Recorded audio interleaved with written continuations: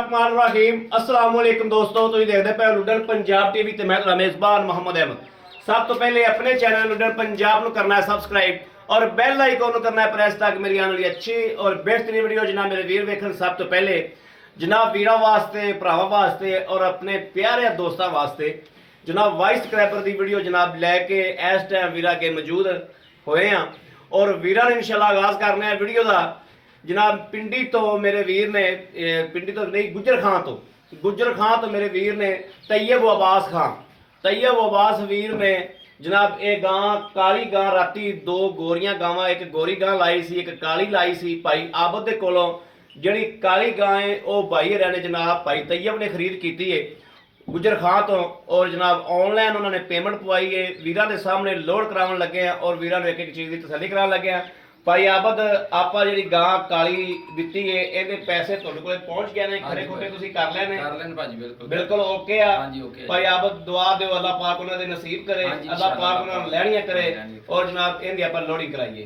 Loading भी वीरां नूं विखाने आ एक एक चीज़ की जनाब हमेशा जिवें तसल्ली कराई दी है इसे तरीके जनाब तसल्ली करावांगे। ए गां नूं चो लिया, चो के जनाब पानी शानी पिया के ए वेखना पट्ठे पुट्ठे अगे इहदे पा ते इहनूं रजा दिता, रजा के जनाब ते अल्लाह दे सपुर्द करन लगे हैं मदीने वाले दे ते अल्लाह दे सपुर्द रब रखा अल्लाह पाक उन्हां वीरां दे नसीब करे, उन्हां नूं चुंगनी नसीब करे और जनाब खैरी मेरी अल्लाह पाक बेड़ा बन्ने लावे और वीरां दे भरावां दे घर पहुँचे जनाब जिस मकसद वास्ते, जिस गल वास्ते, जिस वास्ते उन्होंने लई अल्लाह पाक उन्होंने मदीने वाले दे सदके उन्होंने पूरे करे।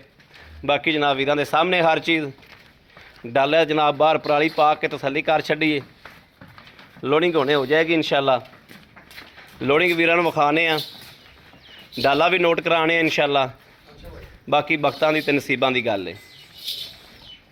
यह जनाब डाला माशाल्लाह लग्या होता है भाई आबद दे डेरे ते। ऐ हुंदी बख्तां दी गल जनाब, गां चढ़ भी गई माशाल्लाह, गां सीधी कड़क नहीं चढ़ गई। ऐ जनाब पराली पा के ऐ लोड हो गई माशाल्लाह करम वाली।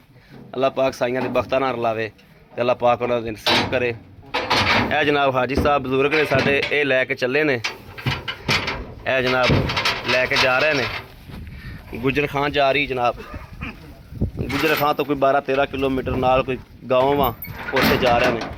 यह जनाब डाला वा मेरे किसी वीर भरा ने ऑनलाइन खरीद करनी हो उत्ते आना हो उत्ते आवे सत बिस्मिल्लाह आके चवाइयाँ करे तसल्ली करे लै जाए इंशाल्लाह। इस तरीके गारंटी नाल और तसल्ली नाल जानवर दे देने। यह जनाब रात देखना है गड्डी नंबर वीरां दे सामने माशाल्लाह।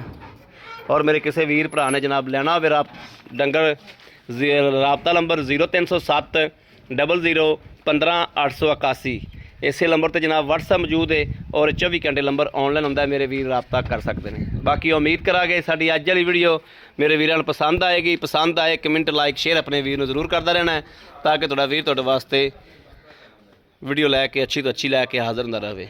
बाकी अगली वीडियो तो मिलांगे इंशाल्लाह। ज़िंदगी रही तो बाकी अल्लाह हाफिज़।